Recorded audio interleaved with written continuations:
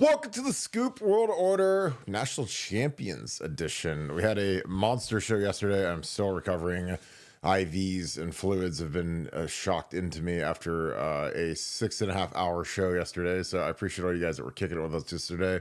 Nevadabuck is back in full effect after driving a long way, taking a little pit stop tonight. He's halfway home across the country. But I just wanted to let you guys know I appreciate all that you guys do. This has been an amazing run. You guys believed in us. We believed in this team. We did not lead you guys astray. People that called us sunshine pumpers look really stupid right now because, again, we were right. We knew that this was the best team in the country, and they rallied and they played like it when it mattered the most. And a lot of you guys are buying national championship gear. So this is what an incredible time. So with that being said, if you guys are buying national championship gear, we have a Fanatics link that is in our bio right now, and it is going in to pay it forward, the same as Super Chat. So if you guys feel free, it takes you right to the regular Fanatics site. We get credit for it, goes to pay it forward. So as you guys are buying your hoodies, your sweatshirts, your t-shirts, and the 800 billion other things that they put the national title logo on, consider that. It's literally right in our YouTube bio, super easy to find. And we appreciate you guys that are supporting Pay It Forward. Again, thank you to our police officers, our military members, our first responders. Again, this is all for you guys. We appreciate all that you guys do. Again, the military, hopefully you guys that are deployed across all over the world got some joy watching Ohio State bring home the national championship. Nice point of pride. It's always cool when we see those flags, those Ohio State flags flying across different parts of the world. People hold them up. People have them hung up. So again, I hope you guys enjoyed that. So if you guys enjoy our content, please leave us a like, click subscribe, also click that little alert bell. Again, I told you guys that if you wanted to lock in winning a national championship, you could follow our podcast on Apple Podcasts, type in Buckeye Scoop. Please continue to do that. Spread the good word. Grab your kids' phones, your wives' phones, your coworkers' phones. Type that in. It's growing, and it's all grassroots, organic. We don't buy followers on this page like some people do. So we are all grassroots, baby, all organic, and we appreciate you guys. So with that being said, I'm going to bring in someone else who is all organic and all grassroots. Mr. Nevadabuck is exhausted and driving and stopping for the night and podcasting. Nevada, or have you come down from the cloud that is winning a national title in person? No, I'm not even close. Not even close. I'm so happy. What a performance last night. And, today I had a day to kind of reflect on everything, and it just gets better. The whole season had kind of a surreal feel to it, getting through, or I should say the whole playoff season did. The regular season was one of, I won't say disappointment, but you saw glimpses. You saw glimpses on all things, and we kept waiting for this team to put together a game in all three phases. And we talked about that a lot. We're like, we haven't played our best football yet, and we're due. And teams like this, they go along and they'll play well on defense, they'll play well on offense, but they'll mess up on special teams or whatever it was. But we knew that if and when we put it together, that it was going to be scary for the opposition, and it all came together. Post Michigan game, post players meeting where they aired it out. They got the fuel that little bit of extra motivation that they needed, and this team rewrote. Like I said it last night, but this was a group of seniors that on paper was one of the most underachieving groups in the history of Ohio State football. I mean, a group that had never beaten Michigan, never won the Big Ten, never, I mean, really they hadn't accomplished anything in their 4 years, anything. And then they go and they accomplish everything. And I just, storybook finish. Hollywood wouldn't buy it because it'd be too unbelievable of a story if you try to pitch this. But we got to live it, and I got to go to it, and the game gets better with the review. I haven't had a chance to really sit down and watch the game. I watched bits and pieces today. When I had stopped, I've been dropping kids off across the country as we kind of go back. But just a monumental achievement by this group. And Ohio State's at the top of the football world, and we've got a 45-year-old coach and the best staff in football. And it's not slowing down. So a good time to be an Ohio State fan, as we told you. Now I hate that we don't want to get into the gloat thing or anything like that, but man, boy, there were some bad takes out there. There were some, and I was wondering, there's something that was nagging at me last night as I was sitting there with, amongst the thousands of people cheering for, the Buckeyes and for Ryan Day. And I was wondering how many of these people were calling for his head a month ago. And I know I shouldn't think that. It's not fair. Maybe I should let that go. But I just wondered. I was just like, how many of these people were calling for his head, and now they're just cheering wildly for him. But I guess it's the nature of the beast, and hey, for any of the doubters, there are no doubters anymore. They are undisputed. There's no question. They're the best team in college football, and it wasn't a fluke. They won all 4 games. They covered all 4. So they won all 4 games by double digits, and they played the toughest schedule, ever in the history of college football. And that's not an opinion. That's not Nevada opinion. That's a statistical fact. That's like me saying Will Howard is the best deep ball thrower in college football. That's not an opinion. That's a fact. That's math. Will Howard is the highest QBR rated quarterback in the entire country, despite his last 4 games being Tennessee, Oregon, Texas, and Notre Dame. He didn't finish with, freaking Syracuse and, Navy in the Pop-Tart Bowl or something like that. I mean, he played everybody, and he finished with the highest QBR. Like, I think it was the 29th highest ever recorded in the history of college football. I mean, wow. And no, so that was a very long answer to your very short question. Have I come down from cloud 9? Nope, not coming down anytime soon. And it certainly makes the drive a lot easier when you win like that. Well, I think that this team is the best Ohio State team in history, and people can debate me on that, but they've got 5 top where they have 5 top 5 wins. Never happened. I'm really, if you look at the run that they won on since the Indiana game, where they played Indiana, beat them, that was a top 5 team, lost to Michigan, who's the defending national champions, obviously terrible loss. But then you go Tennessee, Oregon, and I said, the only thing that would make this an easier argument is if you would have flipped, if we would have played Notre Dame in the second round in Oregon in the championship, then I don't think there's any question. But I think that the way the playoff seeding worked out, and the way that we were seeded, incorrectly as whatever the 8 seed, like it cost some confusion. But if we would have beat Oregon as the number 1 team undefeated in the national title game, then we're it. It's not even close, and we're in the discussion for best team ever. And I think that going forward, the teams that win this playoff and run this gauntlet are going to be the new kings of the best team in the history of college football. Because I mean, when you got to run this thing and you got to play, and I thought after we beat Texas that was the real championship game. There's sometimes in these in these worlds where like Alabama, Ohio State in 14, like whoever won that game was going to beat Oregon, in my opinion, and it happened. Clearly, the 2 best teams, Derrick Henry and Alabama, were pretty good.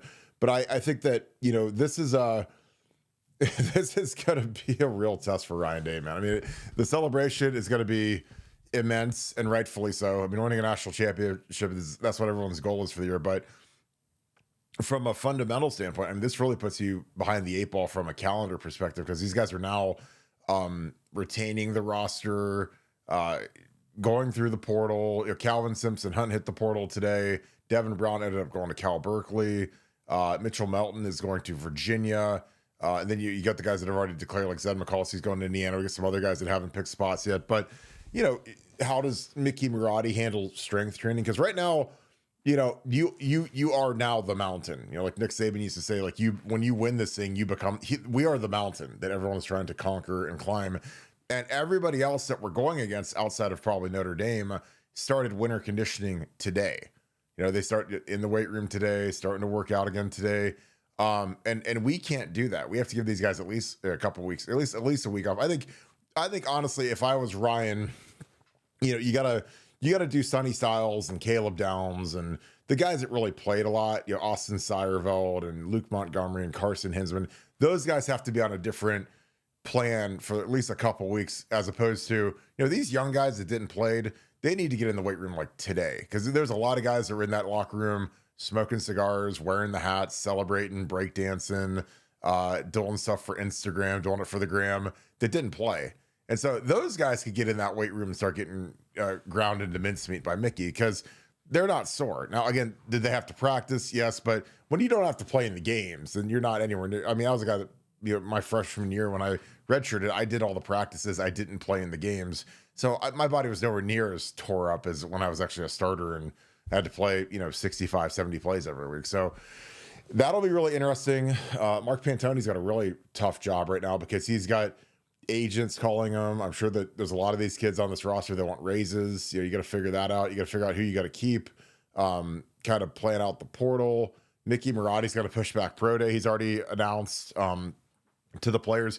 And most of these guys that are going out for the draft, which again, now that they're out of Ohio State, obviously we care about them, want them to be successful, want them to be high draft picks, but they're not in the immediate concern. They're out of Ryan Day's, jurisdiction now. So, the guys like Jack Sawyer and Will Howard and Trey Henderson, they're all going to scatter about the country and go to Los Angeles or Arizona or Florida and start training for the combine. But I don't think any of these guys are going to play in the Senior Bowl. I don't think any of them are going to play the East-West Shrine game, which are the two big all-star games. And I bet most of them won't work out at the combine because, you got to understand when you're doing combine training and draft prep, a lot of these guys that they're going against in these environments, they've been training since December 1st, since their season ended. Some of their teams didn't make bowl games or their bowl games are early on, or they opted out of bowl games. So their bodies are fresh. They've been training for 6, 7, 8 weeks. And, so the all-star games are going to see many Buckeyes and the combine's not going to see much workouts. Now our pro day will break every record ever known to man in terms of attendance, GMs, head coaches, personnel staff. I mean, it'll be obscene how many people are going to be at this one because you've got a star quarterback, great running backs, great receivers. I don't know if Ryan's going to let underclassmen work out, but I mean, you could see JJ out there running around, Travis Clare running around, some of these young guys because he's done that in the past. And I think that's actually great because, it's kind of cool when these guys, because Ryan is a very progressive and smart thinker. He's great for the NFL. He's great for recruiting. To have the young guys work out at pro day a couple of years or maybe a year before their pro day, it gives them a chance to experience it, go through the pressure of working out in front of general managers and team owners and decision makers and whoever's in the building. So then when it's your real turn and it's your real pro day, all of a sudden you're like, oh, I did this. I've already done this twice. Or I'd let JJ run around out there, because Emeka is the only receiver we got that's going to be working out. So, you got to have him and Carnell and Innis. I'd have all those guys out there running around. We had Jaden Ballard do it.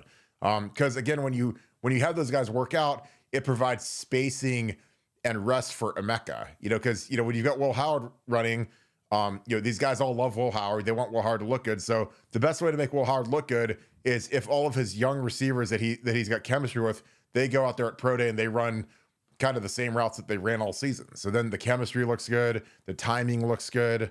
So it'll be a absolute zoo at pro day. Now it'll be probably the last pro day of the whole cycle, but I love where this team is. Obviously super proud, 2 degrees and a tree and captain and all the stuff I did at Ohio State. Like I'm just super proud of the program, super proud of Ryan Day. I disagree kind of vehemently with Jim Tressel, who I love to death, but Dom Taveri interviewed Jim Tressel after the game and said, how does winning the national championship change Ryan Day's life? Puts the microphone in his face. And I love Tress. You guys know that Tress is like my dad. But he said, oh, it doesn't change his life at all. And I'm like, come on, coach. I mean, are you telling me Ryan Day winning because again, once you win a national championship, that like King Kong sized monkey is permanently off your back. They can't say you didn't win the big one. You're not Dan Marino anymore. You're not, whoever. There's all these coaches that are out there that are great coaches that never win the big ring. And that is always the thing that's held up, Charles Barkley, Marino, Ryan would have been in that category if he had lost last night. I mean, I couldn't even imagine the takes if Ryan would have lost last night to Marcus Freeman. But that's life in the big city. But now that he's got that off his back, now it's just, let's just go coach football. Let's just go free and clear. Obviously the expectation will be that we repeat, but it's going to be a long road. This is a young team. And I think that the biggest task he's going to have now is like, you're going to have to rein in these young kids now because these kids are about to be wilding out across the country, flying out of the city. Like, I mean, these kids that are from, the South and Miami and outside, I mean, they are not trying to stay in 5-degree Ohio right now. They just won a national title and had the longest season ever. That's why college football to me is it's the hardest sport in the entire world to coach because in an NFL season, as soon as the season's over, like in the regular season, if you don't make the playoffs, you're off until like April. You get like 4 months straight of no school, no winter conditioning, nothing. Like college football, these guys have to figure out when we're going to bring these guys back in to start training, and tell you what, man, some of these guys, they aren't trying to be training right now. They're trying to go out and hit the streets a little bit and have some fun because they just won the Natty and they just had the longest season ever. So they've got an itch to scratch. So Ryan's got to rein some of these young guys and say, hey, we won a Natty, but a lot of y'all like didn't really contribute much to the Natty. That was Lathan Ransom and Cody Simon and Jack Sawyer, and those guys are all gone now. So you guys got to come in and kind of earn your stripes in a bigger way. Like some of these guys, they're rotational players, special teamers, but were they really, like total necessities to winning it? No, but a lot of the guys that are gone. So this is going to be a fascinating offseason, and I just can't wait to hear what's going on inside the Woody Hayes and see how they handle this because this is and again, we got some ballers coming in, man. Like Travis Clare, the more I've watched him, he is a monster tight end, and he's going to look awesome in this offense. Ethan Onoawa, who I project to be the starting left tackle, is a beast, and he's a big kid. Max Clare. What I said, Matt Clare. You said Travis Clare. You said Travis Clare, and I didn't want to. No, but it's funny. I was thinking that because he reminded me of Travis Kelce when I was watching him. So, again, that isn't me like moonwalking it back, but I was like, this is who he looks like when he's on film. So I called him Travis Clare. So yeah, thank you. I appreciate that correction because, but I mean, on tape he is a beast, and he's out. He had a surgery, but when he gets rolling in this offense, man, he is a legitimate. I mean, he was, like I said, I've said this 50 times. He was third team All Big Ten this year on like the worst team in college football on Purdue, who's terrible. So like to make All Big Ten honors when you're on like the worst team in the league, whose coach got fired and they cleaned house, that's really impressive. So, but yeah, Nevada, any thoughts on what I said? Because like I said, this is, I don't, again, these guys, Ryan Day and Pantoni and all these guys, they signed up for this, but this is going to be incredible trying to manage these kids now because how do you win a national title and you're 3 weeks into January and all of a sudden you can say, hey guys, you got to go to math class, you got to go to chemistry, or I know that they're all online now, but it's like some of these young bucks, man, they're going to be partying, and it's just going to be interesting to see how they reel these guys in and get them back into the matrix of training and grinding and the whole thing, because repeating is hard, and that because you've seen and been around championship teams. But what are your thoughts on that? Well, yeah, I far be it for me to disagree with the guy that I'd love to be the president of the United States and Jim Tressel, but yeah, I think this changes everything for Ryan. And and if one of the complaints, comments, observations, whatever you want to call it, about Ryan was that he got tight in the big games, or whatever that was. Well, when you've won a national championship and you've gone through the gauntlet, you've run the gauntlet that he just did. I'm not saying that he'll never get tight in a big game in the future. All I'm saying is that the odds that he gets tight are a lot less than they were before this, because you're absolutely right. He's he's no longer Charles Barkley or Karl Malone or any of the guys that got really close but never, Dan Marino, that never won a championship. He's a national championship coach in college football, and that is rare air. And he did it in a 6 year, which again, rare air. And he's 45 years old, so I know he's not the youngest, but he's one of the youngest coaches ever to do it, and he's our guy. So I think it's going to pay huge dividends for him. I mean, not to rain on the parade or throw any little thing of darkness into the thing, but my biggest concern, obviously, from here on and forever and ever, is going to be the NFL. Will the NFL come calling for Ryan? Will that be attractive to how long can we keep him? And I have not heard anything that he's going there. I've not heard that from anybody, but that's just my musings as I sit here. And to me, it seems like a logical step for a guy like Ryan Day.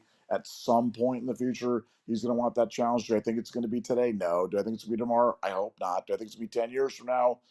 I hope not. I hope he's here for the next 3 decades. But I think when you have a young coach like Ryan who is a quarterback whisperer, who's an offensive minded coach, um, who's a young guy. I mean, he's a young man. This is not Kurt Signetti, who's 62 years old and the new kid on the block. This is a 45-year-old head coach. I think he's going to be attractive to somebody, and I hope we can hold on to him. I hope the weight of expectations, um, aren't too much. I hope he embraces it, and I hope it's good for his family, because happy wife, happy life, and I hope his wife is enjoying the thing. And I know, he's paid handsomely already. He's going to have more money than he can ever count, and I'm sure Ohio State's going to take care of him, take care of his staff. He's royalty now. I mean, he is royalty. He is a national championship winning coach at Ohio State, and it just doesn't get any better than that. But you'll have some challenges this year, like you said. Guys are going to be going. It's going to be great. But for me, it's funny. The draft before, when we were talking about the draft, I was really dreading the draft. I was really, really dreading it, because I'm like, man, it's going to be so sad seeing these kids that I genuinely love. A lot of these kids really have a genuine affection for, are going to be going on to the NFL, and boy, look at all this talent that we're leaving and that we're losing, and what a vacancy they're going to leave. But now that they've won a national championship, man, my perspective on that has completely changed. It's like, uh, not that any of the reality has changed. They were still going to go on. They were still going to get the money. But for me personally, it's like, hey, mission freaking accomplished. You guys got the national title. You guys got it done. Now go make your money, go do your thing, and we'll bring in the next bunch of young bucks. But man, you returned Ohio State to the absolute top of college football, and like I said, I think that day is going to be a day of celebration. Whereas before, for me, it was going to be sad. I've said repeatedly how sad I was going to be to see him go. Now my perspective on it has completely changed, and I'm excited, obviously excited for the future, and just so darn proud of these kids, and hope they get, they're going to get everything in life that they deserve, and they're all legends forever now. They all can be forever and ever. They're the national champions of the first 12-team playoff in college football history. They'll have streets named after them. Every other kid in the town's either going to be named Quinshawn or Will or Travion, and I'm good with that. But yeah, great, or Jack, great group of kids, and it's amazing how one series of games can change everything. I mean, there might be like some dogs named Quinshawn. I don't know if anyone's going to go that far. That's he might be the only Quinshawn on earth. I've never seen a Quinshawn before, but he ran he was. Oh my God, it was like breathtaking watching him run. Like, again, I always he's like the barbarian. I mean, he reminds me of Marion Barber. Like when he runs angry and he gets near the goal line, man, it is like you're gonna hit in the head with a sledgehammer when you try to tackle that kid. And another kid I'll miss, and that's why I said like NIL is the greatest thing of all time. People are like, oh, I don't know, I want these kids to all be dirt poor and have a terrible lifestyle when they're in college. I'm like, you know what? Now the SEC's legs have been chopped off, and all of a sudden the Big Ten is hyper competitive and frankly better. I mean, we had 3 of the top 5 this year. Oregon was ended up being 3rd in the poll, right behind Notre Dame.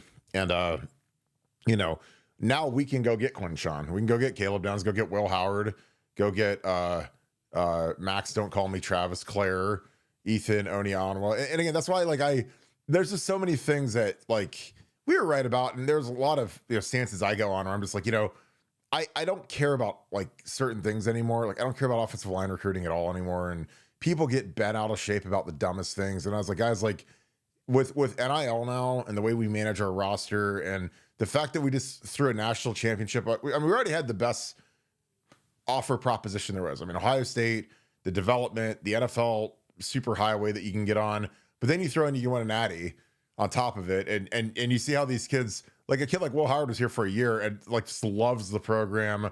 Will Howard is a marketing genius too. Cause he sits there and says, oh, I thank God, he still trusts his life, said, I thank God that he made me a Buckeye or whatever, or let me be a Buckeye. I was like, that's great. That's going to be great for the old marketing there. When they start selling Will Howard national championship Ohio State replica jerseys and they have autograph sessions with Will Howard, everyone's going to remember that line and they're all going to line up and be like, ooh, yeah, Will Howard, smart, really, really smart. But I don't know. I mean,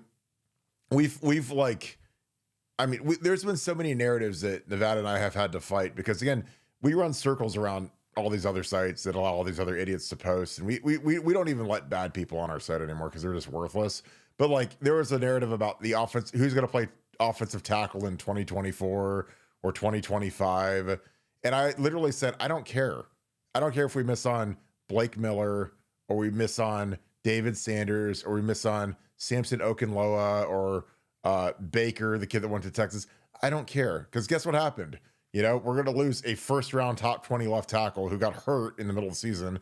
And we signed this kid from Rice who's better than he'd be a 7-star recruit if he was in recruiting right now. He's 6'6", he's 335. He's built like a tank, and Mickey's got to get him in better shape. And he's going to be a superstar left tackle. I mean, he'd be a 3rd-round draft pick this year in the draft. He's going to come back here. He'll probably be a top 20 pick next year if he sticks to the program, gets developed, does his thing. God, he's going to be unbelievable. And then we get Philip Daniels, who we should have taken out of high school. You know, he went to Minnesota, 6'7", right tackle. I mean, so again, people love to chase ghosts, but Nevada and I don't chase ghosts. I'm not scared about these stupid narratives and these. I mean, people just like, it's crazy. You know, and again, I've said it a million times. If JJ McCarthy is a top 10 pick in the NFL, I don't know how Will Howard. People say Will Howard can't play. I don't know. I don't know how JJ McCarthy is better than Will Howard at anything, especially now that he won the national. Because that was JJ's thing. Won a national championship, handed the ball to Blake Corum, you know, play action pass to Colson Loveland, won a national title. He's a winner, whatever. Undefeated team, whatever.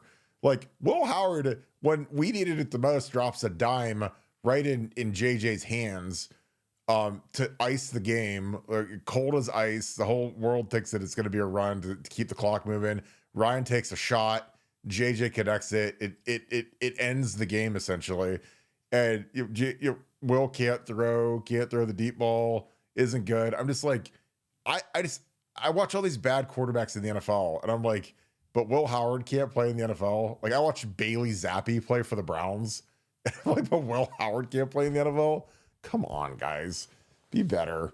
And then you look at some of these like Trey Henderson, like what he's going to add to an NFL offense. He's probably the most underrated guy. In when I see these draft projections, I'm like, Trey Henderson is like the 4th or 5th running back, and I'm like, really? Over the guy from Boise? There's no way I'm taking the guy from Boise who's had 7 million carries over Trey Henderson. That guy's not going to run like Trey. There's no way, no chance at pro day. I don't know. Yeah, and like I said, I'm happy for Ryan. And I honestly, I couldn't believe that Trust said that. I mean, I could see like, how does the championship not change your life? I mean, you know, like I get that, like you still have to come back and get the team rolling, and you got to get the young guys, and you got to replace the guys. But you know, once you win one of these natties, man, especially as a head coach, now if you're a position coach or support staff or whatever, it probably doesn't change your life a whole lot. Now it's great to have, and it's awesome to have the ring and say you're a part of the national championship. But like when you're the head coach or the star player, like that is what's held over your head. Like it's like a shit. What's the thing that comes down? It's like the executioner's sword, basically. You know, like I mean, if Ryan doesn't win that game, he can't win the big one. And to be fair, like there were a lot of big games where we lost and we were close and we didn't get it done. But until you actually get it done, again, that was the knock on Peyton Manning for years until he finally got that win versus the Bears in the Super Bowl. Is like he didn't win the big game. He didn't win the Super Bowl. He's Dan Marino. So, like again, that's what I'm the happiest for Ryan is he's 45. He's got this knocked out. Nobody can ever say that he wasn't a champion or he couldn't win the big game because he won the biggest game. And he got this team tuned up to win. Like this gauntlet that they ran was like the craziest thing I've ever seen. You know, so again, like I said, I'm happy for these guys. And again, this will be the most fascinating offseason in Ohio State history by far, because you got to get basically a whole new roster, because we're losing a lot of experience, a lot of starts, a lot of snaps. Probably the biggest, loss of playing time that I've ever seen for a team when you look at the seniors and the juniors that'll depart. But God, what a benefit to win the Natty, because it really doesn't matter. I mean, because good will attract good, and that it'll be interesting to see what we do in that second portal window. So I'm really excited about that. So, what other thoughts you got, Nevada? We'll start digging into some super chats. Yeah, no, it's just a little, people have been asking about the coordinators, and the word that we've gotten out of Atlanta from Knowles and Knowles' people is that Knowles isn't leaving. Now, I obviously you never say never with anything, but I know a lot of people are just falling all over themselves about the Oklahoma stuff. I mean, look, I would I bet my life he's not leaving? No, but we got it from pretty good source close to Knowles that he isn't going anywhere. So that's that. Um, and Chip Kelly apparently is really, really happy with where he is. And I got that from a very prominent national media person close to Chip. So yeah, I think that hey, it'll be interesting to see what the staff looks like. We obviously know that Justin Fry's been looking for a head coaching job. Brian Hartline's not going to want to be the wide receiver coach forever. I mean, there's so many things that are going that come with success. It's the flip side of success. We always talk about the equal and opposite reaction. I mean, when you have spectacular success like this, then your people become super in demand. And for your younger guys that are looking for this as a stepping stone, there's never a better chance to go than right now. Am I saying they're going to go? No. Does Ohio State? Have they heard them? No. But these are adult conversations that we have to have on it, realizing that everybody's going after these guys, and there's some places that have unlimited money. But I mean, at some point, somebody's going to throw the bag at Brian Hartline. I mean, right? Am I wrong, Kirk? I mean, like, isn't somebody going to take a chance on it? I mean, I know that sounds crazy to think that a guy could jump right from without coordinator experience right to a head coach or something like that. But I don't know. I would think that a smaller school or a school that's that's got a big donor that's willing to take a chance on a young coach, they might do it. I mean, teams have done crazier things. Well, I think with Brian, it has to be the right spot. Again, he's not just going to jump to a MAC job. Like, I mean, I thought maybe he'd be interested in something like West Virginia, but he's not ready for West Virginia, in my opinion. Like, that's a pretty significant job, and they went with Rich Rod, a guy who'd been there and won there before, and one of the best, other than Don James, one of the best coaches in school history. So, I mean, Brian obviously did well in the NFL, so it's not a money grab. A lot of young coaches that a lot of guys that come up in coaching, they're making pinto beans for the first 7 or 8 or 10 years of their career, and then all of a sudden, they get offered like a MAC job, and they get a raise from a couple $100,000 to $1 million, and they got to go. But Brian doesn't have to do that. But I just don't know if there would be like succession plan. Like, I don't know how long Chip wants to go. I mean, if Chip wants to go for another 8 to 10 years, then it might be blocked. Or is there a succession planning for him to take over as the OC? Because, obviously Brian wants to be the head coach at Ohio State one day, so does he have a better path to stay here? And because the problem is, Brian's not that young. I mean, he's 38. So, Ryan's only 45. So, Ryan, unless he's going to decide to jump to an NFL job at some point, he's kind of landlocked there. So, and I think Brian realistically probably has to go somewhere else and get out of the nest a little bit and spread his wings as a head coach and prove that he can do it at a high level. But it's going to be fascinating. Like I said, Brian, if you're looking for a guy who can recruit, obviously he's been fantastic at recruiting receivers, but does that translate to every position? I mean, it's easy to recruit receivers when you played receiver in the NFL and you've developed all these guys. And again, I always say Zach Smith doesn't get enough credit for the room that he left behind, because the room that Zach walked into when I was in the building was Verlon Reed and Philly Brown and freshman Devin Smith and freshman Evan Spencer. I mean, it was terrible. I mean, we were so bad at our skill spot. So, Brian walked into Garrett Wilson committed it. Olave was a freshman. He had 3 senior captains. I mean, he had Paris and he had Terry McLaurin, who's turned into a Pro Bowl, fantastic wide receiver captain. Johnny Dixon's a great kid. Obviously didn't make it in the leagues. His knee wasn't great, but he walked into a much different situation than Zach did. But he's also enhanced it tremendously, and he's gotten love from Brett Getz and South Florida Express. So he's got, he got their 3 top guys when he got JJ and Ennis and Tate. And so he's got that little pipeline flowing there. But I don't know. Like I said, I don't worry about Brian. Brian has done fantastic at his position, but to me, it's got to be the right job, because, a lot of times you only get one shot at being a head coach. So if you take the wrong job and the wrong support and and now it's like, well, what's the bankroll?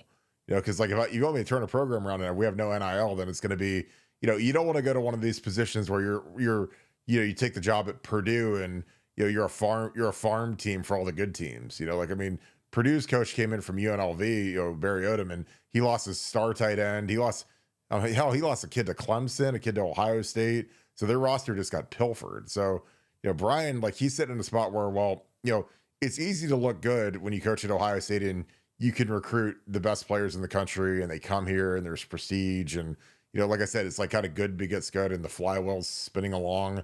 But like to go somewhere and build it from scratch is a lot of energy and a lot of gray hairs and a lot of, it's just you gotta be a different type of animal. It's like Urban, when he left Notre Dame.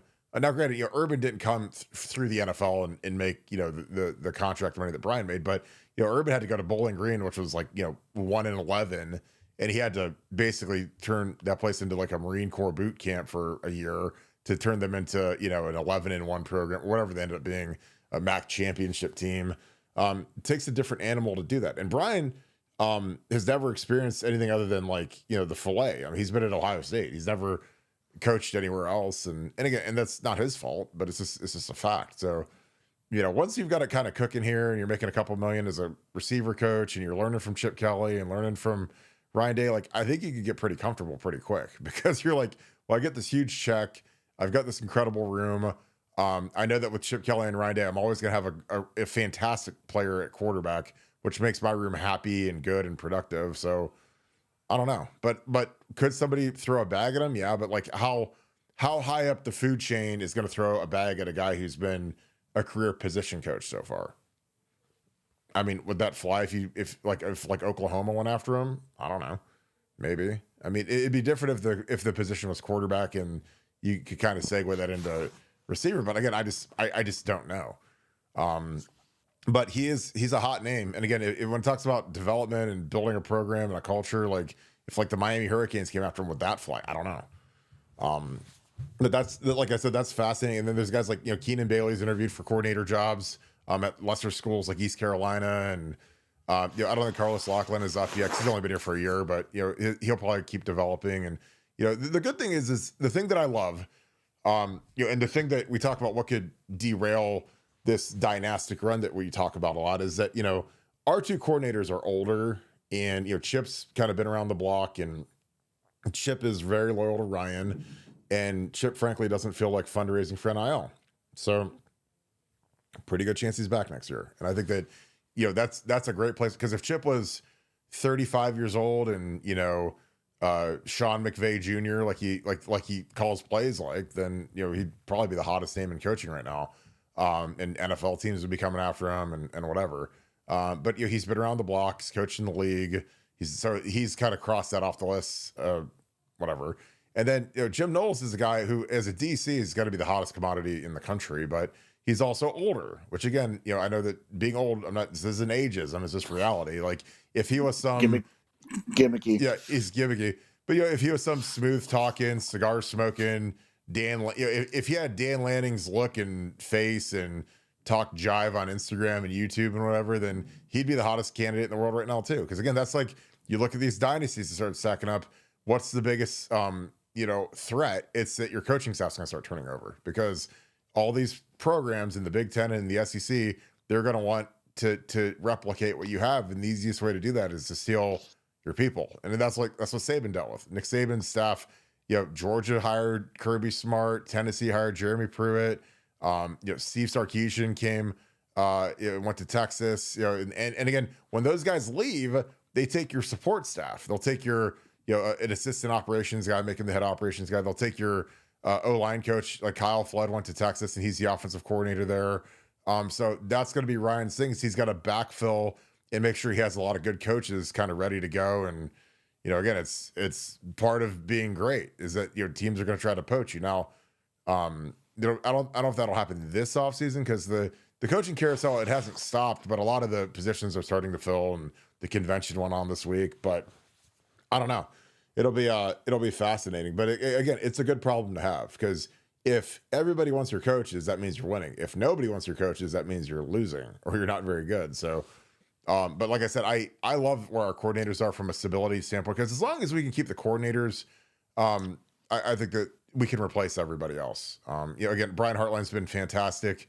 But Daryl Hazel's really good too. Daryl Hazel, Santonio Holmes, Ted Ginn, Gonzo, like he did good. Now, I'm not Brian. I hope he's here for a million years. But again, I know Brian wants to be the head coach at Ohio State.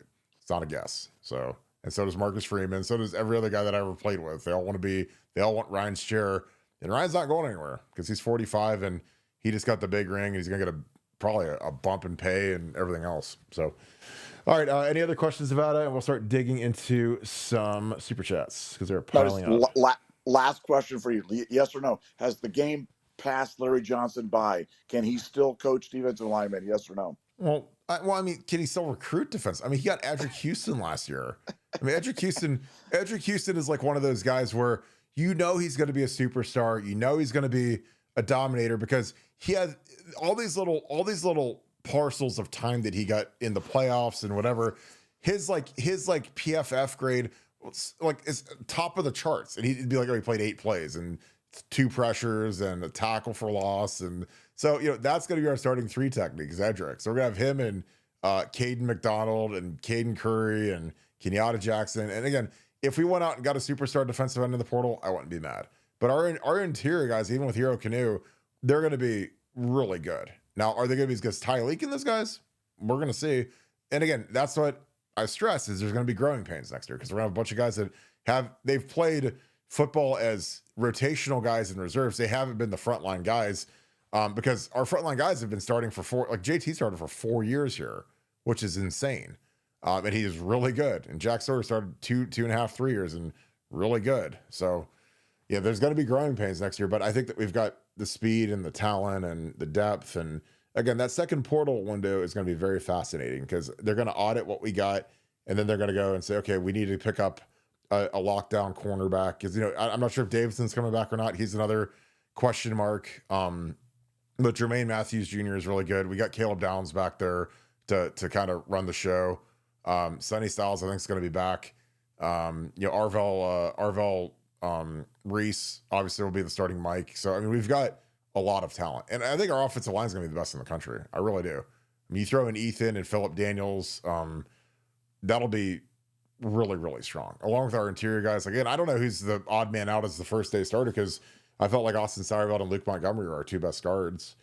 So does Tegra take a seat? Does one of those guys leave to go get? Because again, if one of those guys left, they'd make probably $1 million in the portal. Because again, that's what our backup linemen are getting. It's insane. So how do we manage that? But the fact that we got those 2 tackles cements everything. Along with that with Travis, don't call me Travis Kelsey Clare, Max Clare. Like it's going to be a great season. I can't wait. So I don't want to say I'm on to the next, but it's like I'm just kind of studying what we got coming back, and this offseason is going to be fascinating. So. All right, let's get through. We got a ton of these, so I appreciate you guys. These are paying it forward. Kevin at Newbie, thanks for the deuce. Third and JJ, absolutely glorious. Nevada OH. Probably a loud moment inside the Ben's Dome. Jeff Kogan, thank you for the 5. Appreciate you, my man. If you have a question, toss that in the chat. I'll try to find it. Steve Kiko, thanks for the 20. Tressel won his championship with Cooper inherited players. Urban won with Tressel inherited players. Day did something neither of them could. Win a natty at Ohio State with a roster full of his own making. First for Day. Nevada OH. I don't agree with that because, Tress won. I mean, Maurice Claret was his player. That was his guy. A lot of those guys obviously were Cooper guys, but they also did it in a different era. I don't think it's fair to compare Jim Tressel and Urban. Urban, I mean, you look at the guys, Urban got Ezekiel Elliott. I mean, he was the best player on the field to the playoffs. That was his guy, Joey Bosa, Taylor Decker, Billy Price, Elfline. Elfline committed to Fickle, but I don't know if I totally agree with that he did it with Tressel players. I mean, I don't agree with it at all because by the time he got to 14, I mean, we had some guys that were fourth. Michael Bennett and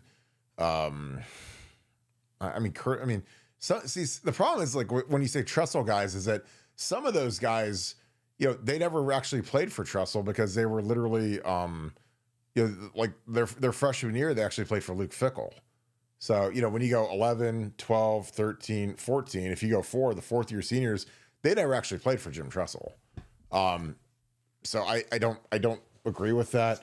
But the other thing like with Ryan is that, Ryan's got the transfer portal now, which is the most overpowered thing in the universe. If you're a good program with money, which we are, and we sell, obviously, you got to sell yourself and the program and win a natty and first round pick and all that. But, like I couldn't imagine like if Urban Meyer at his peak had the transfer portal and a huge NIL bankroll, because he was the most lethal recruiter in history.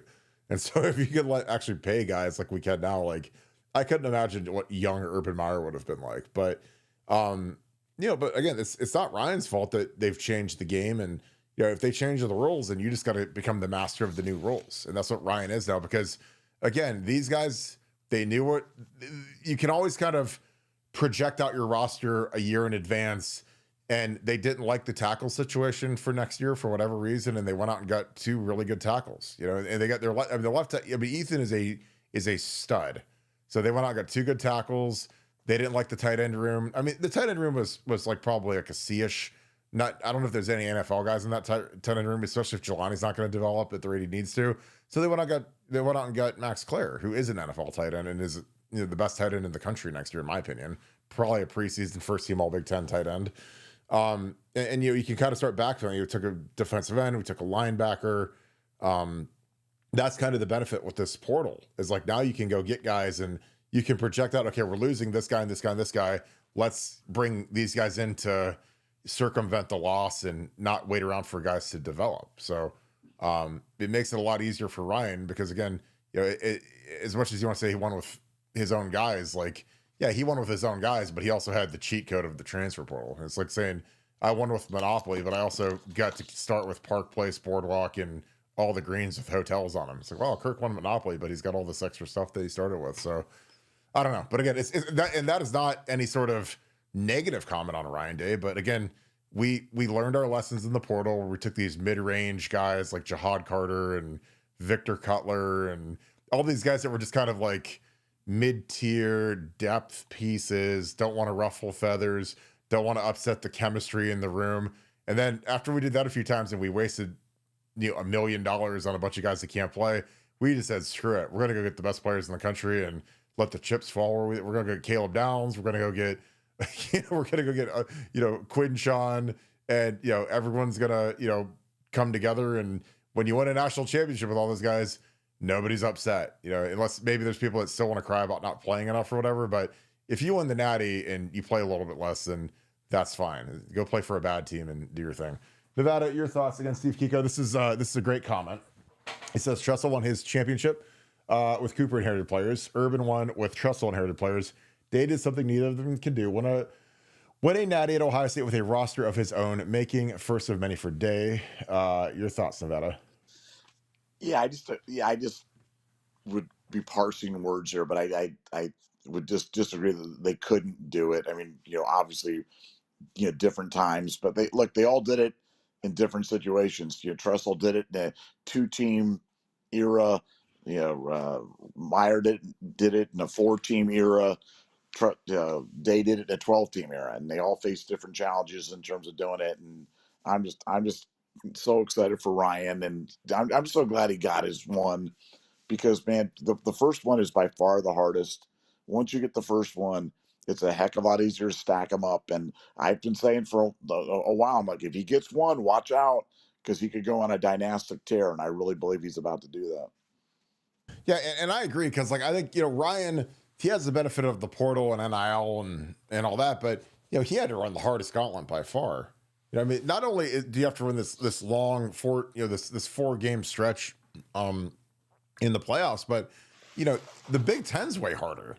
I mean, throwing Oregon in the Big Ten, that's a top 5 team every year that you're going to see a lot. SC, that's a different breed. The Big Ten's much better now than it used to. And we just had 3 teams in the top 5. So kudos to Ryan. D70, thank you for the 5. Now that Ryan Day's a champion, what kind of additional pull does he have? They used to joke that Saban ran the NCAA. Can Day rise to that level?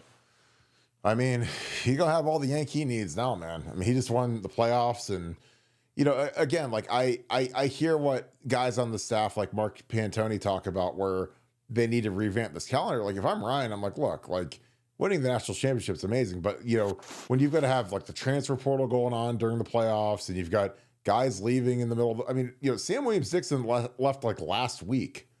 Like, I'm like, he left like 10 days ago. I'm like, so he left after like before the Texas game or like, I mean, that's crazy. Like you got guys just leaving the team, so I don't, yeah, again, I know the reason why they have the portal windows they do because of the academic calendar and the institutions and blah, blah, blah, blah, blah. But it's like, if I'm Ryan, I'd listen to Mark Pantoni and I'd sit there and say, look, like we got to sit down and figure out what makes sense where it doesn't make our lives like a living hell. Cause like these guys that we just won the national championship and I'm sure like these coaches, as much as they'd love to go to Tahiti for 2 weeks and take vacation and spend all their bonus money that they just made, they've got to get back in the office and go figure out, okay, who's staying, what kind of raises do they want? Do we have the money for it? How do we go get the money for it? Like there's like all these questions that come in now. It's like, and what are our kids doing? Because again, you got to go play. We open with Texas. So, I mean, we're going to have a brand new team basically on the field playing the Texas Longhorns, who we just beat, and they're going to be angry and ticked off and ready for revenge. And so, there's just so much stuff you have to balance. But, if I'm Ryan, I'm throwing my weight to the people that are the decision makers on a lot of these rules that they put in, where it's like, look, we have the portal's open right now. Our kids are leaving. We have to host, there's a signing day in the middle of the playoff period. Like this whole calendar needs to be reworked because this playoff is just crazy. Like, I mean, if I ran college football, I would get rid of the conference championship games. I go 16-team playoff. I'd move everything up a week. You'd get done earlier. I'd have the portal probably, God, I don't want to say once a year, but I know why they do the 2 windows, but God, is it hard when you do it right after the season. But there's just some things that need to be to give these good teams like a chance. And I'm not saying don't cry for Ohio State. They just won the Natty, but those guys go back to the Woody Hayes today. And I'm sure that they wanted to take their wives out to dinner and celebrate, but they also got to go figure out, who's coming, who's going, and who's about the portal and who's in the portal. And it's crazy. Nevada, your thoughts? Do you think that now that Day he's a champion, what additional pull does he have? Well, I think he's gonna have a lot more pull. What are your thoughts? Yeah, well, I mean, right now when you're talking about who's the king of college football, I mean, you know, it's Ryan Day. I mean, and Ryan Day and Kirby Smart are probably like the 2 top dogs, and then who's really next? I mean, Dabo. I mean, I think he'll definitely become, and Ryan likes that role, and I think Ryan will definitely. I mean, they've got a lot to fix on the college football playoff, a lot of stuff that's above Ryan's pay grade, but he can put it up there in Ohio State when Ohio State casts a really large footprint in college football. They always have, and certainly now they certainly do, but they've got to fix things like factoring in strength of schedule, seeding, auto bids or auto seeds, top seeds for these conference champions. The portal window. I mean, there's so many things that they got to fix because, look, this was a great college football playoff, but I felt bad for Oregon. I felt bad for Oregon that Oregon kind of got screwed. That they had this incredible season, and I think going undefeated through a regular season and a conference championship is really difficult, as evidenced by the fact that so few teams did it, and their reward was they get to play Ohio State, and that just shouldn't happen. I hope they fix stuff like that and some of this other stuff that annoys me about college football right now. Well, I think that Ryan has a voice right now where he's run a race that nobody's ever run before, and he won the race, and he can say, look, like for people that haven't been in this, there's only 4 teams that have been playing in the last 10 days or 11 days or whatever it is. Like it's hard to explain how much you're burning. Like you're not burning the candle at both ends. It's like you've got a flamethrower shooting on the candle during December when you've got you've got kids coming in for visits, and you've got you're hosting portal visitors, and you've got, I mean, the craziest thing, and honestly, this is great for these kids, is that we had all these transfer portal kids and all these these winter enrollees that got to practice for a couple weeks. I mean, I know that we've had early enrollees. I didn't know the portal kids could do it now. So Ethan, it was funny. Ethan and Philip Daniels are two starting tackles for next season. Those guys were our scout team tackles for Notre Dame, and they're both better than Notre Dame's actual tackles. So I mean, our guy like Jack Story and JT are going against these guys that are like better than what Notre Dame actually had. So I don't know, but like I said, I think Ryan's got a lot of clout now. And again, you have different, winning and highest winning percentage and all that stuff is great. But when you win the big ring and you run this gauntlet, I mean, the clout is real. And I think that now's a good time for him to say, look, like we just did this and we're not complaining because we won and our lives are changed forever. But this was insane. And like a lot of it is self-inflicted because of how the schedules have been set up. And again, when you've got politicos making the rules instead of people that actually have like fought the fight, it's insane. And again, I used to sit in there when I was in the staff room with Urban, and it's like they'd come up with some legislation and we'd be like, that's the dumbest thing we've ever heard.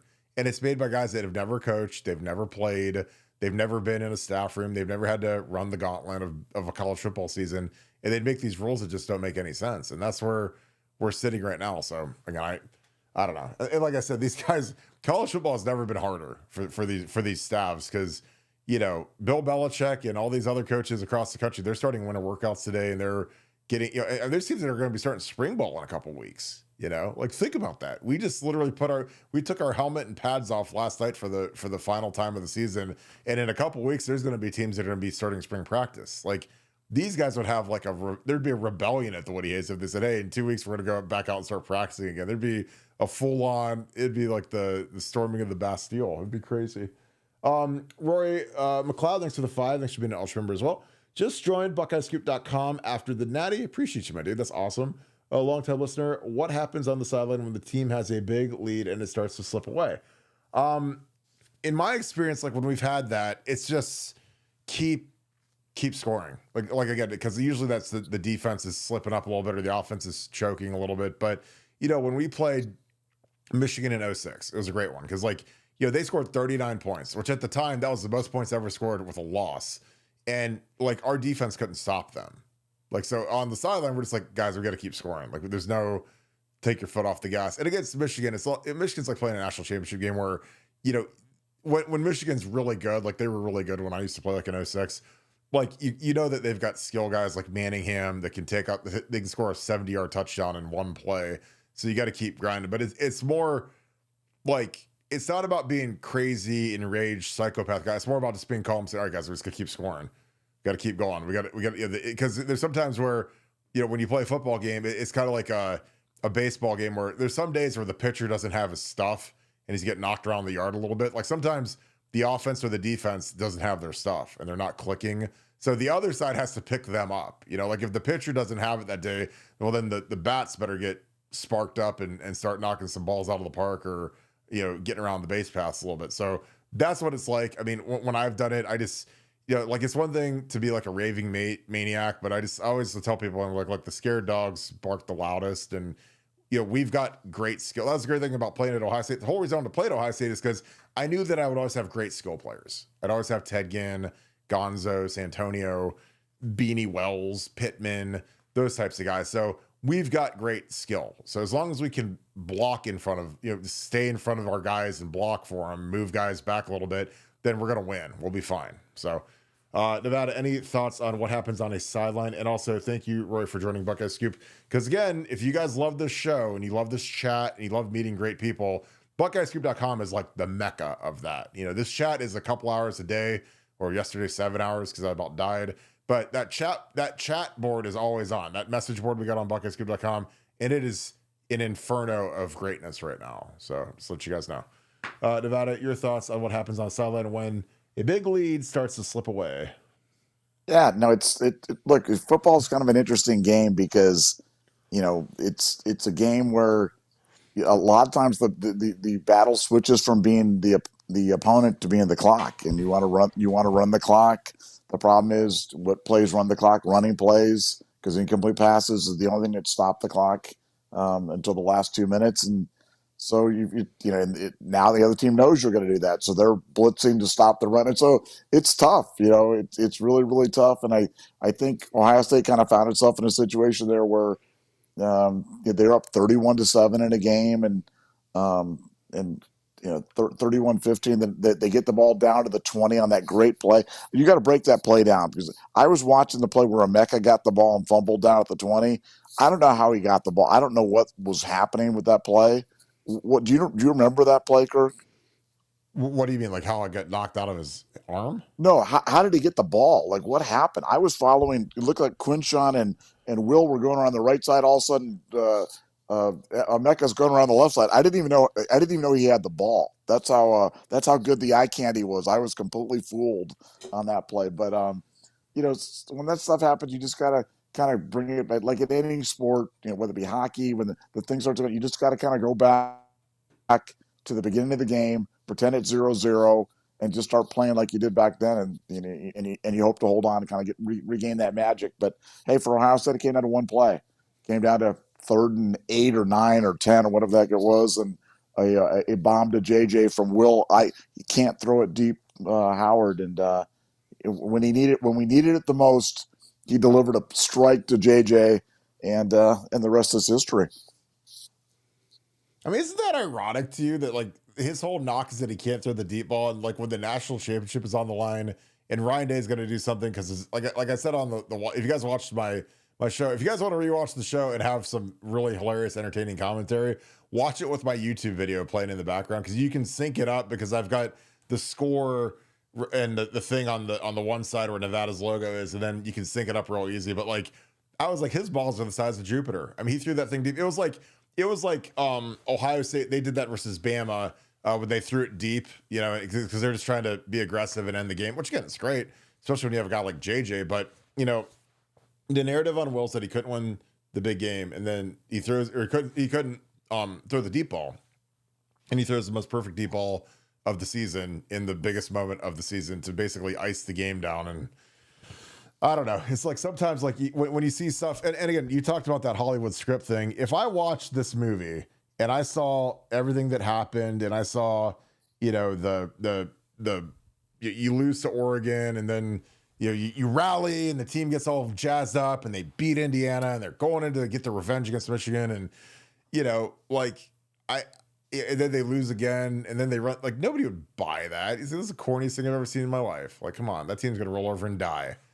And they didn't. I'll tell you what, it was it's like I said, it's the best team in Ohio State history for me, my opinion. Luke Nicely, thanks for the deuce. Any more transfers coming in? Nevada OH national title. National title, yes. I'm sure there will be. I have no idea who. I think that they're probably, I don't want to say they're settled right now, but I just think that the window's closed for everybody except for us in Notre Dame, I think. But again, I mean this sincerely. I really try to stay up on the portal stuff in terms of windows closing, windows opening, but I get so confused by it because I always think that, well, I thought the portal was closed or it was open or whatever. And I just, I don't know. I know one thing. The guys that left, they left after the Michigan game, and they just missed the most epic run in history, and they missed being in that locker room and being on the stage. Like, I just couldn't imagine being like Jaden Ballard right now.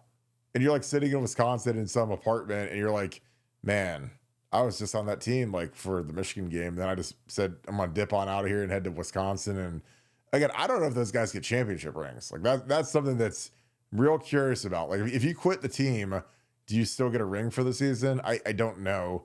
I don't think you deserve one. Again, a lot of the people that quit on the team after Michigan, they don't deserve like any of this greatness that came afterwards. But I don't know. Like I said, like guys got to do what they got to do. Gabe Powers took off, and then there's guys like Mayan Williams who declared for the draft, and he didn't get drafted, didn't play in the NFL, didn't do anything this year. He could have been on this team. Now he probably would have gotten about 7 carries, but like some of these guys that like they left the thing early. I mean, that's like one of those things for the rest of your life. You're going to be like, damn, I could have been on a national championship team. I could have been on that podium. I could have been on the autograph circuit.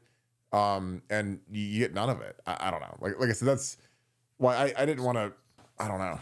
Like I don't know how you could quit on a team in the middle of the season like some of these guys did and hit the portal and I'm not going to be with us through the playoffs. Like That's crazy. And honestly, their NIL value is probably less too, because if you win a national title and, like Jaden Ballard's our punt return, he makes a couple plays, like you're a national champion, your value automatically is going to be like this. But it's just my opinion. All right. Jim Jackson, thanks for the 10. Appreciate you, my dude. Burke, will we get a recruiting bump from this natty? What are your thoughts, Nevada OH? And he also says hashtag Jessica Alba Buck. That's pretty strong, Oh, Jim. yeah. Pretty strong. Thanks for the 10. Well, I don't think so. I mean, you would think naturally kids would be like, oh yeah, we get to go win the national title, but like, I don't know. Like, I mean, I feel like kids are just kind of, what's the dollar amount now? And we have a lot of dollars. So if it's the right kid, I'm sure we'll pony up for him like we did with JJ, but I don't know if we'll see some huge, I mean, we're already like number one in the country. So I don't know how much higher he could get, but I don't know. What are your thoughts, Nevada? I mean, look, it's not going to hurt. It won't hurt recruiting. Let's put it that way. I mean, and I think it'll help us in the portal. I think it'll help us in the second portal window because players want to play with players, and all these kids grew up in the era of the super team, and there's no bigger super team than Ohio State. And so I think the immediate impact will be in the second portal window, where I think we'll snag more than our share. Schaefer Healthcare, thank you for the 20. Appreciate you, my dude. You're on all day yesterday, so I appreciate that. Extend Ryan Day 10 years at $200 million so the no NFL team can outbid us. Last night, you mentioned plugging my business. I am a health insurance and Medicare broker doing business in 40 states. Thank you for the plug, Nevada OH. Send me a note. I'd love to talk to you and see if we can expand and help you out a little bit. Buckeye Scoop at gmail.com.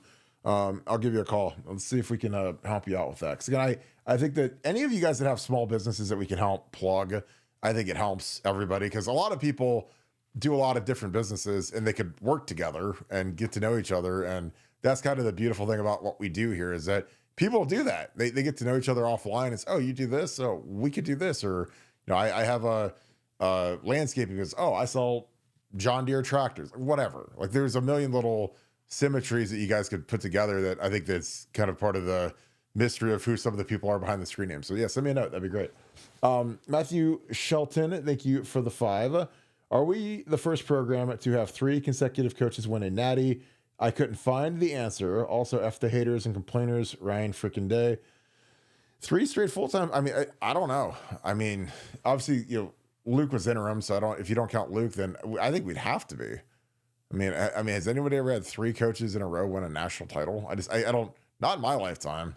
I don't know if the Miami Hurricanes did it with Jimmy Johnson and Dennis Erickson or whoever the third guy. I don't know.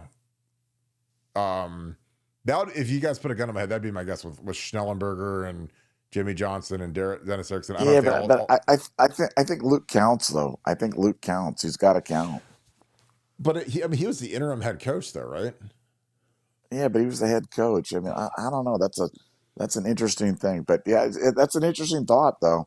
And it just shows you what a blue blood Ohio State is. Ohio State can go from 1968 to 2002, never win a national championship, and then the next 3 full-time head coaches without the interim title all win titles. So, good time to be a Buckeye fan.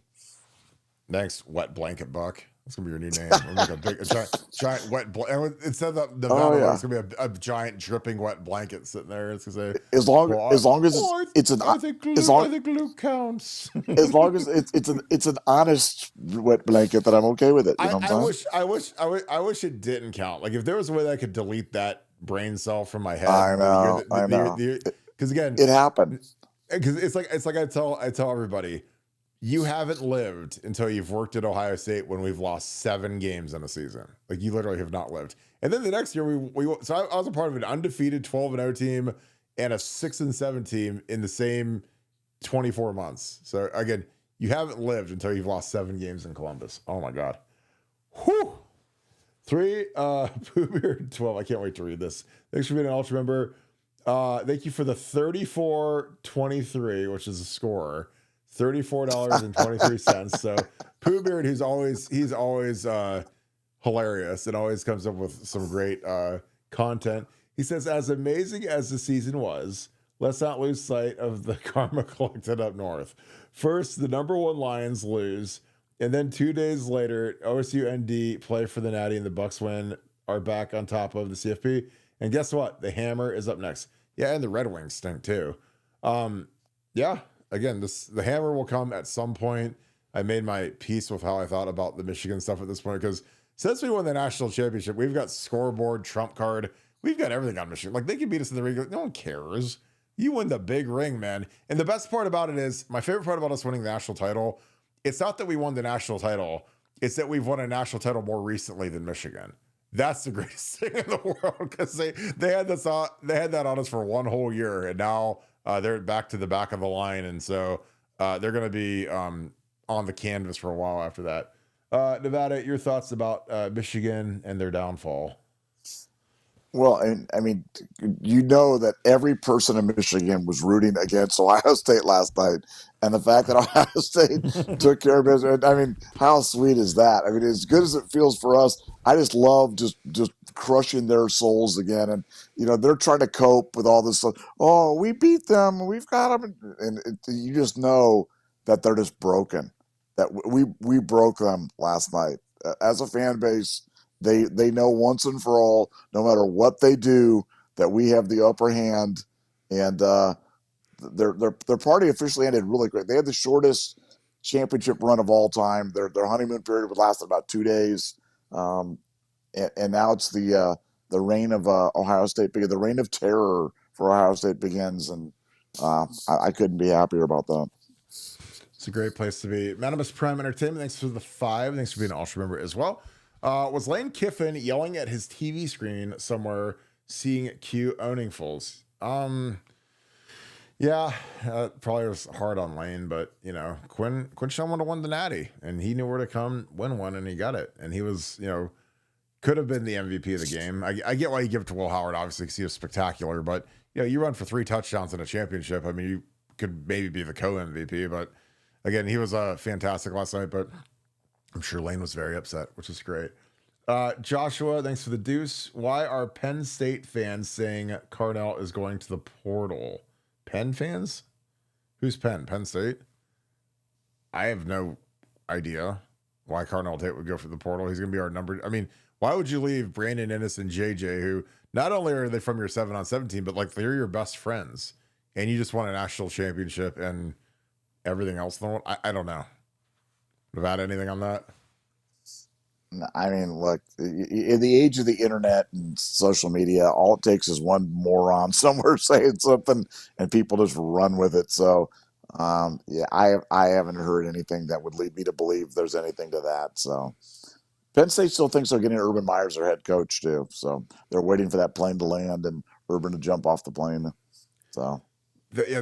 We get some really weird stuff that just makes no like when there was that moment when Michigan State thought Urban Meyer was going to be their next head coach. Like that was like 6 or 8 months ago. Yeah, that was weird. I'm like, Urban. I mean, you're telling me Urban Meyer is going to go to the 8th best team in the Big Ten? Really?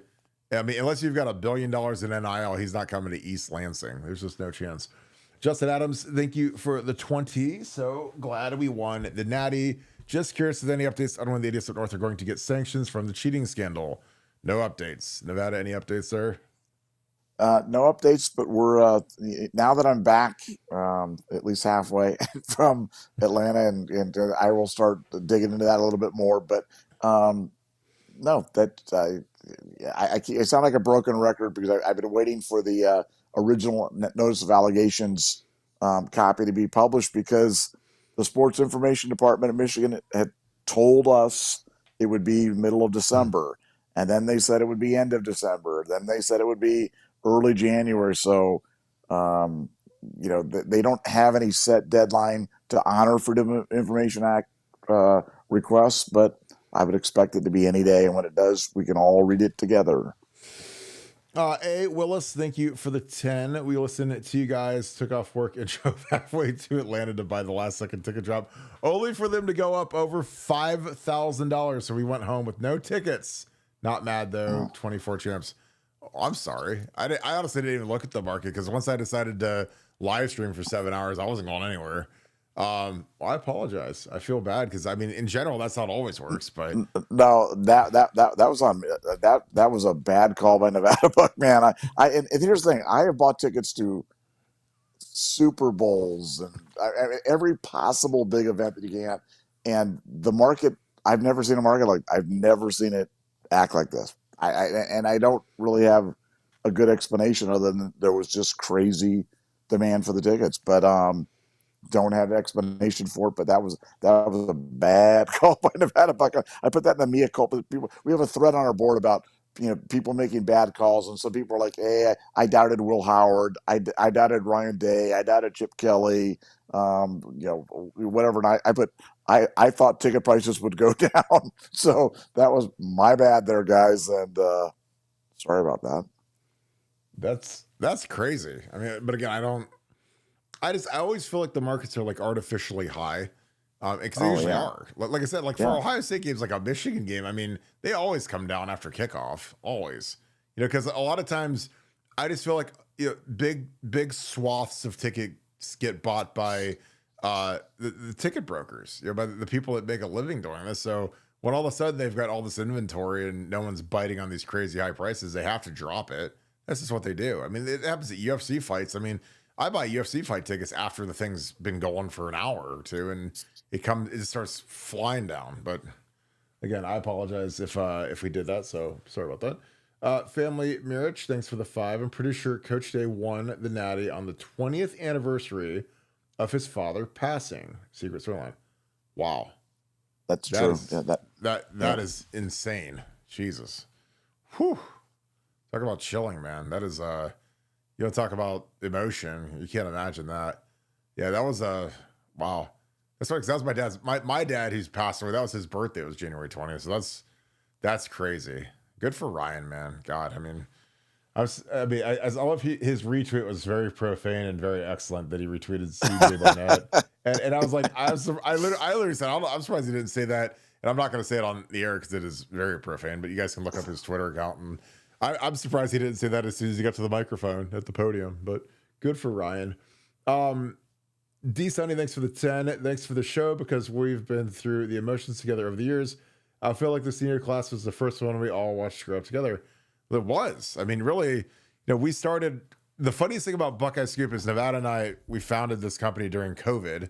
So obviously we had our first year and like there was no camps, there was no games, there was no nothing. We played that Alabama game where we got ran through and it was disgusting. And then, Jack Sawyer showed up that January of 21. And, you got to remember, like we were in the weirdest time ever of the COVID, garbage. And Jack didn't play his senior year because he was under the impression that they were going to have a spring football season. And they wanted Jack to be ready to go as a freshman at Ohio State during the spring Big Ten season, because that's what Kevin Warren, who's the dumbest human being on earth, was telling these coaches. So Jack took off his senior year of playing at Pickerington because he's like, well, I'm going to have to play football season in January.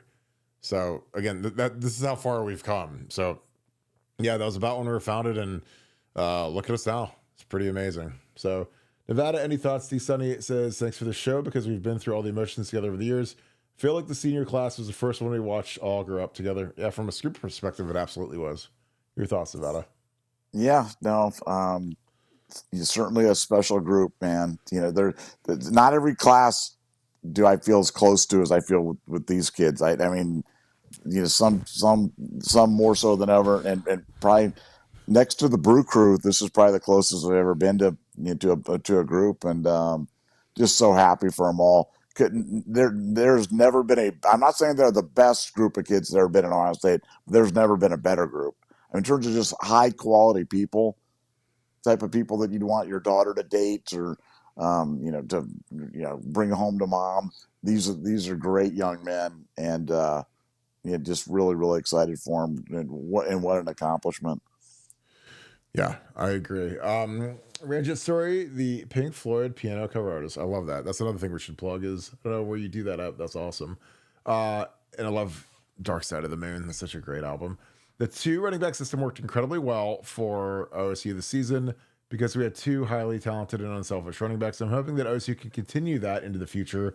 What do you think? Well, I think that, Donaldson and James Peoples are going to be excellent. The tailback we got from West Virginia, and Carlos Loughlin kind of handpicked him, but that's going to be the meta, man. I mean, why did we look so good versus Notre Dame? Well, we had 2 running backs that had half as many carries, and they didn't look beat to death by the 16-game college football season. So, Trey and Quinshon splitting carries was a very shrewd and intelligent business decision led by Trey Henderson, who agreed to split carries. And again, when you do that, you basically forfeit being all Big Ten, being all American, winning awards, because you're just not going to have the volume. You're not going to have the carries and the touches to have the numbers to compete with Ashton Genty, who had, 450 carries or whatever he had, and he had 2,000 yards. Like, you're not going to get that when you're Trey and Quinshon and you play half as much. So, but when the NFL teams look at you, they'll say, well, this guy's got way less wear on his tires. And, that kind of started with Josh Jacobs when he was kind of a part-time starter at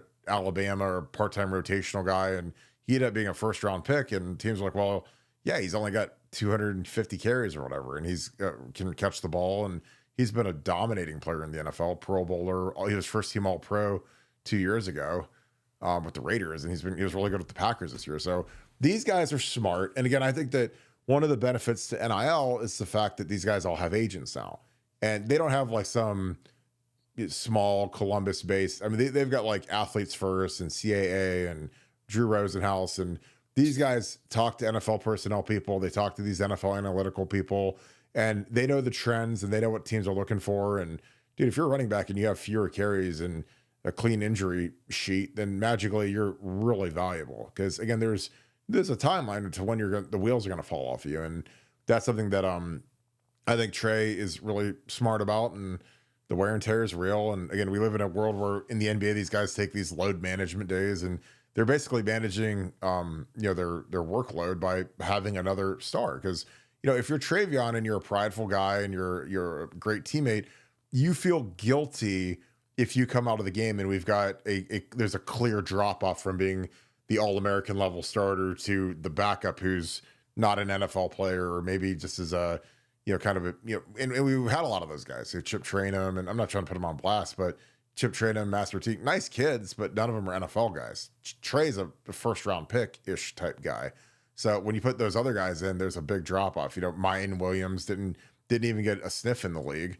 And again, that's not me being a hater. It's just reality. I mean, you look at, they didn't go on to do anything. So when you bring in Quinshon's going to be a really good NFL player. So again, you've got that. There's no drop off between the two, and that's going to be the new meta going forward for the really good teams in college football, is to have 2 beasts at running back. And I think that James Peoples and Donaldson, they're not going to be as good as those two, but they'll be close.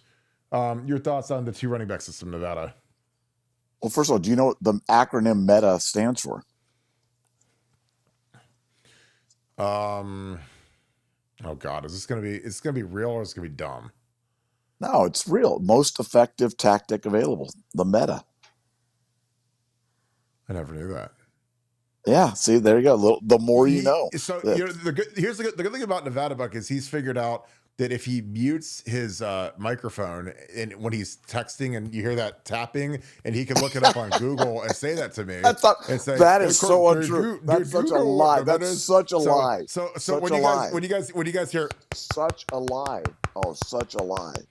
Oh yeah. I'm like, are you texting somebody right now? No, I'm not. No, I am doing that. I'm definitely texting, but I'm not. But I know what META means. I didn't check. I swear I know what that. You know how I know that? Because one of my kids told me that, and I'm like, wow, I didn't know that. And then I heard you say it, and I'm like, wow, I'm going to show my knowledge to Kirk right now. I show him the META. Do you know what the META means? Most effective tactic available. Well, hopefully one of your kids will show you how to turn your computer on and make it work. That'd be cool too. I don't know how to do that. Don't. Oh yeah, well you do that stupid jump software. That stupid jump software. Is it still not working? No, it's not working. Oh my God, you're Cro-Magnon, man. I don't even know what that means. I don't even know what that means. It's gonna take go buy a whole new iPad and get it. I'm gonna buy a whole new iPad and a new computer. Throw it in the trash.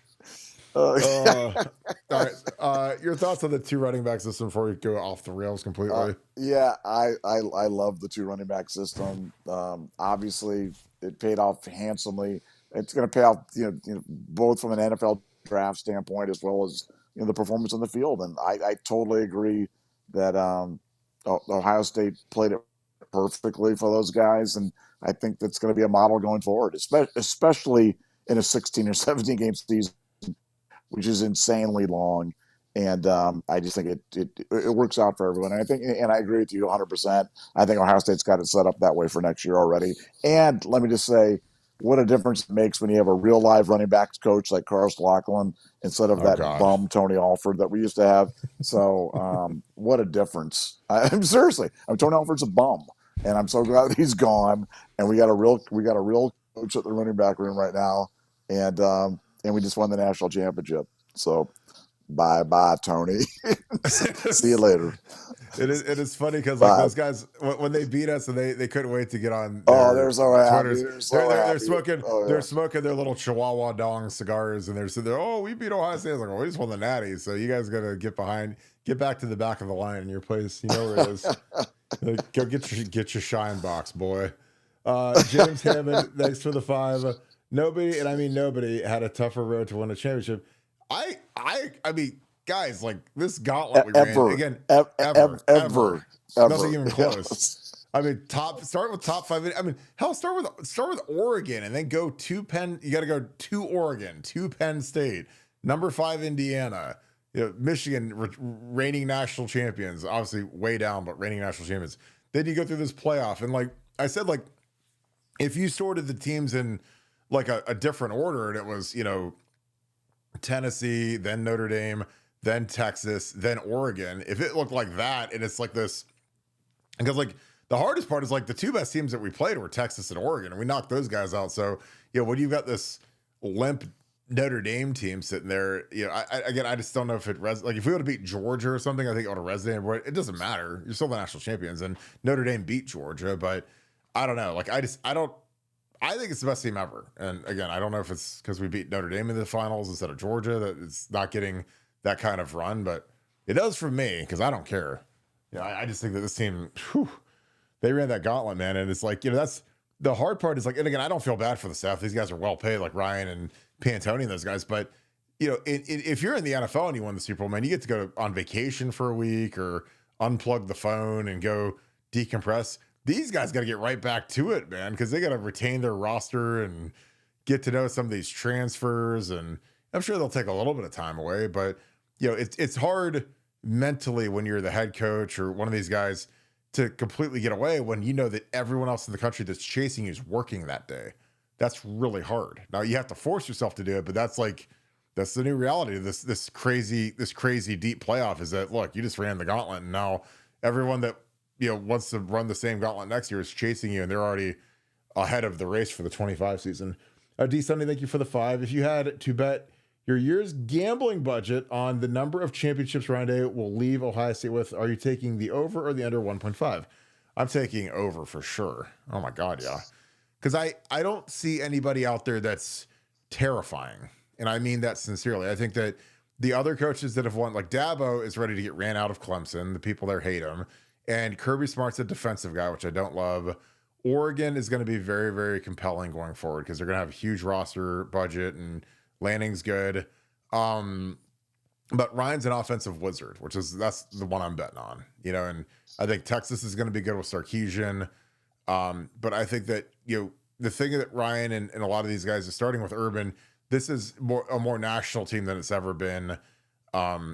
We've got more superstardom than we've ever had with guys like JJ and Caleb Downs. So you have the 2 best players in the country are both at Ohio State for next year. So you got to exploit that, recruit that, have those guys, their parents tell the story about leaving the South and coming to the North and getting developed and the culture. And I think that like between the culture and the NIL and everything else we got cooking up here, it's gonna be hard to beat us, because again, even though we lose all these guys, like we're going to gain a bunch of guys in that second portal window that are going to be good players. Nevada, your thoughts? Over, under 1.5, and I appreciate you deciding national titles for Ryan Day.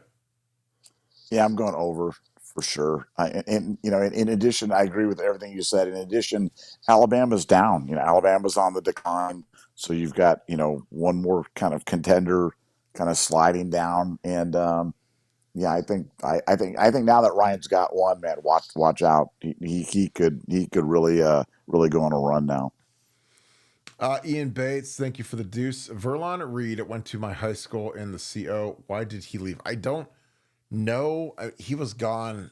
He left after I left, I believe. But he he had a lot of adversity. He had a kid. I remember it was like we played Michigan State when we lost to them in 11, and he was at the hospital all night with his baby, and I can't remember if the baby made it or not. There was like complications, and Verlon was a nice kid, but Urban, I mean, if you're not a certain level of player, then you're probably going to get processed out. And Verlon was a good athlete, but he just, off the field fit in better at a place like Findlay, I think. I don't know. We never, and Trusty's always talking about how we never had a lot of great success with Columbus inner city school kids for the most part. And we had Mo Hall, but most of the kids that we'd get from inner city Columbus, they never panned out for whatever reason. So Verlon was one of them. He went to Findlay. I think he did some stuff at Findlay. He might have played arena ball for a little bit, but that was as far as I can remember. Nice kid. I always liked him and always was competitive and stuff. But he, again, there's a lot of guys that come to Ohio State that they're not Ohio State level, and Urban raised that level even higher when he showed up. So that was what happened with him. All right, Nevada, great show. Let's wrap this thing up. Yes, let's wrap this thing up. Yeah, Nevada, please. Nevada, the meta for this show is for us to wrap this thing up and you to not fix your jump thing so that if you ever leave the house, you can have a work ever done. It doesn't work, man. It doesn't. You need to stop hiding and write your inconvenient truths so people stop asking me. You've been hiding like since uncomfortable. I've been hiding.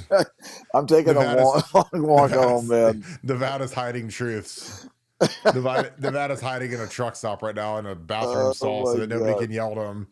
Hiding. Where's Nevada at? He's hiding. He's hiding right now. Jessica Alba and I are driving back across the country right now. And like a convertible. We're like in Rain Man, like one of those old cars we're driving, taking the side roads. Well, you're definitely not driving through Ohio because you'd be freezing your balls off in a convertible. But I will tell you that that was of all of my favorite memories of the 2024 season. Now that it comes to a close, when I had to do that post-game show after the Michigan game, when you were walking from the stadium to Indianola where your Airbnb was after we lost, and I'm on there and the artillery's coming down and I'm sitting there and I'm getting all these messages. Where's Nevadabuck? Where's he hiding at? Why is he hiding? That's like, I loved playing that. Oh, Nevada's hiding. All right. He's under the bridge. He's under the Lane Avenue Bridge right now. I said, when the smoke shows up, Nevada does not want the smoke. So you guys can sense it. You know that when the going gets tough, then Nevada gets going. and I'm not talking about going to hit the podcast. Like I was talking about going to that bridge, hiding from everybody, scared. Oh man. He can't take the heat, baby. I can't handle it. Where were you hiding? Where is he? You lied, Nevada. You said we'd win. You said we were good. You two are a bunch of sunshine puppers. That's my favorite. I'm making that into a shirt, and you guys know that. You guys better buy it. It's gonna say Sunshine Pumpers Buckeye Scoop, because that's my favorite. We had the best team in the country. We had the most talented roster I've ever seen, the best coaching staff I've ever seen at Ohio State. My favorite one was like people like mocking the uncomfortable truth. It was like, uncomfortable truth. Can we finally put to rest that Will Howard is a good quarterback? Please stop with that. It's just like, like I said, I know people hate it when I pull out the receipts, but man, don't tell me you feel dumb. It's like, I mean, come on, man. He had arguably the greatest season in Ohio State history at quarterback. Now, without question. If you put him next to Troy when he won the Heisman, you look at the statistics. He's better. Not even close. Yeah, way better. And he won the national title. But since we don't promote him, he was third team All Big Ten, not the Heisman winner. Third team All Big Ten, and he just won the Natty, ran through everything, clutch as can be, monster. I don't know. I don't want to go down that road. We got another super chat. Late Night Laughs. Thank you for being ultra. Thank you for the 5. Man, what a year! January 19th, 2024. The night we got Caleb Downs. I put a hefty bet on Ohio State Buckeyes, and man, it paid off. Nevada OH. Good job. Nice betting. I love betting Attaboy. stories like that. That's I love nice. that Yeah, that's awesome. I did because not put I did not put a bet on Ohio State to win until after the Michigan game. That's when the first time that I bet them to win the national championship, plus 550, and it paid off very nicely. I bet them on all 4 games to win. Paid off very nicely. I had under 17.5 on Notre Dame, lost that, but won on the big bet on the thing and got paid on my futures bet. So it was a very profitable journey with me for the college football playoff. And I thank you, Buckeyes, for that. You guys were very lucrative. do you want to hear my story? So last night when I was live streaming, I was checking my thing, and Ohio State, when Notre Dame scored that first touchdown, actually went to plus money. It was What? plus like they went to plus 114. Swear to God. And I hit No, bet. I no, they hit did bet. not. They did not. I swear to God they went to plus money. I was watching it live. I was live betting it. Plus money. Did you get any money on that? This is your favorite because you know how this stuff works. Okay. You know, Oh, you yeah, know, yeah. you know how this is gonna end. I lay the wager down, sizable wager. Yeah, yeah, yeah. Needs to come under review. Yeah, oh, Needs yeah, to yeah. need the little Geppetto and his little monkeys. He probably walks over and sees it on plus 114, and they say the odds have shifted. Sorry. What they shifted? Minus 360. Yeah, I was gonna say, yeah. I mean, dude, but it was like minus. Then it went minus 115, but went back to 360. It went to 225, then went to 3. When Ohio State won 7 cents, it went right back to 360, 390. But like it was, they were plus money for like 30 seconds, and I was like, wow. oh my God, I'm like, Yeah, Max bet that, yeah. Dude, plus money on that team versus that. I was like, this Notre Dame team, because I literally said on the show, I was like, when they walked down and scored, I was like, this reminds me of when me and Nevada were standing next to each other at the 14 game against Oregon. Oregon marched right down the field. Oh my God. And then once the dust cleared, it was a massacre. And that's what happened here. Eventually, the better players just won. So, but dude, they went to plus money last night. And again, that's why, like, sometimes like I got to be locked in on this stuff because I was trying to watch the thing, stream, check the thing. And I was like, oh my God. And then I hit the button and they're just like, the little black screen comes up and says, we are evaluating your action. And I was like, sorry, you don't get action on plus one. And honestly, like when that happened, I was so angry that I just kind of ignored it for a while. Because I was just like, you know how it is. Like when you've got something nailed and then you hit bet and then they don't accept it, you're just like, I mean, aren't you mad? I mean, you're mad. You've been there. Or the odds shift dramatically, and you're like, well, I don't want that. Like, yeah, I mean, I like I said, I've had them hold it, and then have the score change on a soccer thing, and then they book the bet after that. So I've had every bad experience you can have with live betting. They know how to get your money. They know. Both teams have to score. They lace one right in the net. You're like, know. Accept it now. It's not quite as good. All right, Nevada, let's wrap this thing up. Any final thoughts? Nah, great. Just like I said, if you're looking for gear, go to our BuckeyeScoop.com homepage. Left side says Scoop Fanatics store. You can get all the locker room gear, all the great Nike stuff, and you help pay it forward. All our proceeds we get from that go to pay it forward. So if you're buying gear, buy it through the Scoop Fanatics store at BuckeyeScoop.com on the left side of the page. Just click the link. That you don't have to do anything else other than click the link, buy your gear, and help out a great cause. Yeah, totally agree. All right, let's wrap this thing up. Again, let me get my little thing on here. Where's my thing? It's funny. There we go. Appreciate you guys. If you guys enjoy our content, please leave us a like, click subscribe. Also click that little alert bell. Again, love you guys to death. What an incredible run we've been on. This is going to be a really fun off season. The celebration is on Sunday, noon in the shoe. It'll be frigid and cool, but it'll be awesome. Last time we're going to see that team together for a long time as everybody goes their separate ways. But what a run, what memories these guys created, and what a great time. If you guys want to join the best message board in the game for this offseason, man, I'm telling you, Buckeye Scoop, we're going to have all the coverage of everything that's going on in the Woody Hayes, around the Woody Hayes. It's going to be spectacular. And I'm so excited to keep bringing you guys the goods each and every week. It's kind of funny, all of the media were talking about that meeting that we broke, the big players meeting that kind of changed the tide of the season. We had it first. We did a whole podcast on it. It was one of our biggest podcasts we've ever done. Had the whole breakdown on our site.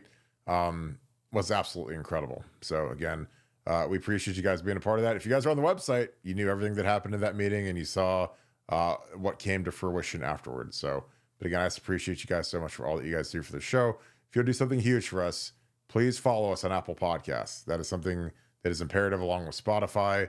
You follow us on those two. That is a huge help to what we're trying to do. Best way you could possibly thank us if you guys enjoy our content. So with that being said, love you guys to death. I appreciate you guys so much. Thank you so much, Buckeye Nation. And thank you, Scoop family. 2024 national champions sounds pretty good. And we're going to keep it rolling into the new year. So you guys have a great night. Go Bucks.